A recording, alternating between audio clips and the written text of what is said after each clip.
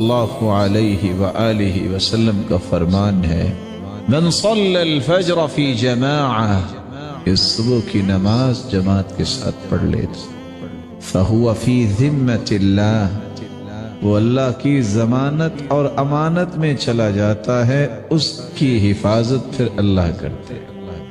فلا تخفروا ذمۃ اللہ، مسلمانوں اپنے ہاتھوں سے یہ ضمانت توڑا نہ کرو۔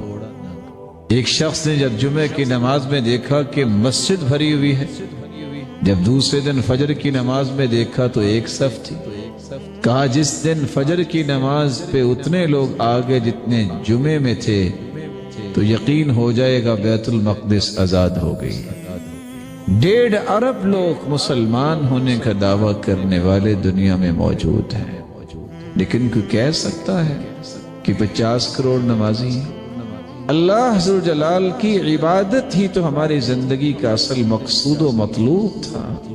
اگر انسان کو اپنے مطلوب و مقصود کا ہی پتہ نہیں ہے، زندگی کے مقاصد کا ادراک نہیں ہے، وہ دنیا جہان کی کامیابیوں کو چیلنج کرتا پھرے، اللہ کے ہاں تو اس کی کوئی قیمت نہیں۔ صبح کی نماز با جماعت پڑھنے والا کتنا خوش نصیب ہے، اور پھر اللہ اسے توفیق دے دے وہ عصر کی نماز بھی با جماعت پڑھے۔ یہ 2 ہی نمازیں ہیں جہاں فرشتوں کی ڈیوٹیاں چینج ہوتی ہیں۔ اللہ تعالیٰ فرشتوں کو بھیجتے ہیں، اور جب فرشتے واپس جاتے ہیں تو اللہ مالک الملک سوال کرتے ہیں من این اقبلت، کہاں سے آئے؟ وہو اعلم بہم، اللہ تو جانتا ہے کیونکہ بھجوایا تو اللہ نے۔ من عند عباد لک فی الارض، اللہ تیرے بندوں کے پاس سے آئے۔ اچھا کیا کر رہے تھے وہ؟ فرشتوں کا جواب کتنا خوبصورت ہے، کاش یہ جواب میرے اور آپ کے لیے بھی فرشتے دیں۔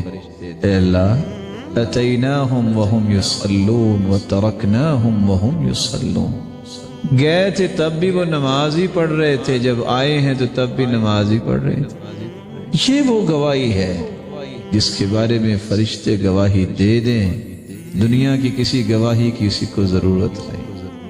فرشتے گواہ، اور کھربوں فرشتے گواہ جس کے بن جائیں، مالک الملک اسے اپنے انعامات اور جنت سے محروم کیسے کرے؟